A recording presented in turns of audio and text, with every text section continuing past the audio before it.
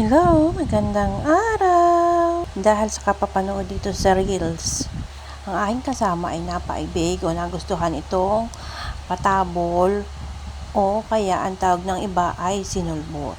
Yan, siyempre, tayo na utusan, magluluto tayo. So, dyan sa kawali, naglagay lang ako dyan ng asukal at saka gata. Hinalo-halo ko muna yan hanggang sa ang asukal ay matunaw sa gata.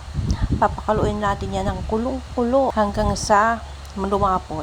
Dahil nga parang nakukulangan ako sa tamis, sa asukal, dinagdagan ko siya ng asukal. Dahil diba, ang patabol naman sa probinsya ay matamis. Yun kasi yung ginagawang kalamay sa amin. Hinahalo-halo ko lang yan hanggang sa lumapot yung sabaw o yung ating santan bago natin ilagay yung minasa na malagkit. Ang ginamit ko dyan ay glutinous flour kasi wala kaming available dito yung giniling sa yung malagkit, walang available dito, so yan na lang yung available, yan na lang yung ginamit namin. So ngayon inilagay ko na ang mga binilog-bilog o minasa na malagkit isa-isa dyan sa kawali.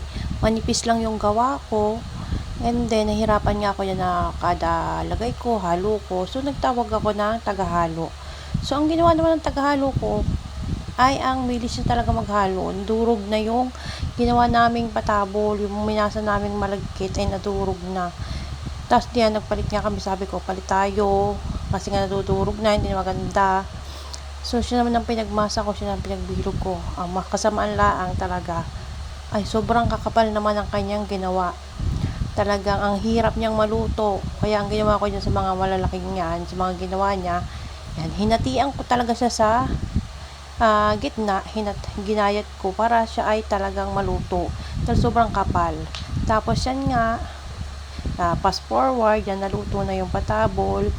Yan, masarap naman, success ang aking pagluluto. Yan, craving satisfied aking kasama dito. Talaga namang napabalik pa sa pagkuha at sa pagkain ng patabol. Yan lang, happy eating, thank you for watching.